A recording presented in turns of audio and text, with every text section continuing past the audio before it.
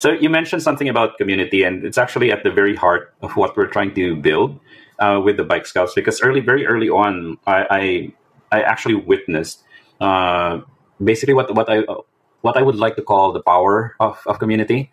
And what I've seen is that community sort of like acts like a gravity for people. So it's a gravity that pulls people towards it, towards a common cause or reason to do useful or meaningful things for themselves or for each other. And it's like it has always been there. Like in every country, in every corner of the world, there is this sense of community among people that's sadly, in a lot of cases, it gets a little bit lost, especially in places where life becomes maybe a little bit too busy, and we forget that it has always been there and will always be there. A good example of this here in the Philippines is that, yes, of course, we have Uber, we have Grab here in Southeast Asia for like ride hailing and everything.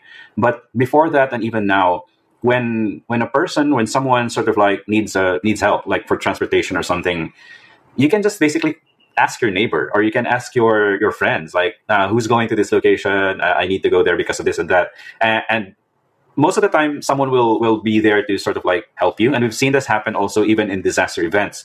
The normal approach to disaster response, for example, is that we need millions of dollars and we need like these really big ships because we need to bring in people and equipment and everything. But whenever we deploy as bike scouts to disaster zones, what we discovered is that the people in these areas who are themselves victims of these disasters, they have the most powerful desire, the most powerful reason why they should do something to help themselves and their neighbors and their loved ones. And so a lot of times they would offer like, I have a vehicle that's undamaged. We can use it to transport supplies to my village just so that we can get it there. And that's a resource that it's already, and it's just powered really by community. And I know that in Japan, this is also something that's like really embedded in the culture. And this is the reason why here in the Philippines, sense of community, we call this, the Filipino word is Bayanihan. So again, that's Bayanihan. Bayanihan is basically, the literal translation would be people in the community working together to solve local problems. Like the most visual example of Bayanihan in the Philippines, and this has been printed on postcards, posters, and basically school textbooks. Here in the Philippines, people used to live in, we call it nipa huts, which is basically small huts made of like bamboo and coconut leaves and other things.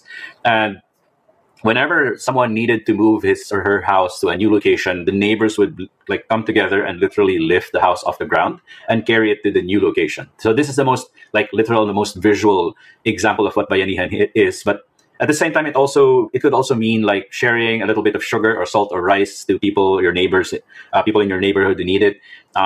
During the pandemic, this happened, but of course, people didn't really call it Bayanihan, but basically, it was a very good example of what Bayanihan is here in the Philippines.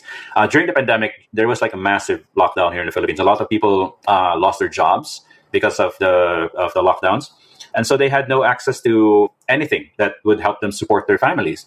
And so there was this one Filipina woman who came up with the idea of a community pantry. So basically what she did was go on social media and then ask everyone to donate anything that they had extra in their homes to like certain distribution points in their own neighborhood. They would have a table, and everyone would put whatever spare canned goods, eggs, rice, or anything else that they had in the house. They would just put it there, and anyone who needed food on that day, they could just come and take what they need, and that was the end of the transaction. Which is like really for me one of the most beautiful examples of bayanihan that I can think of in recent times.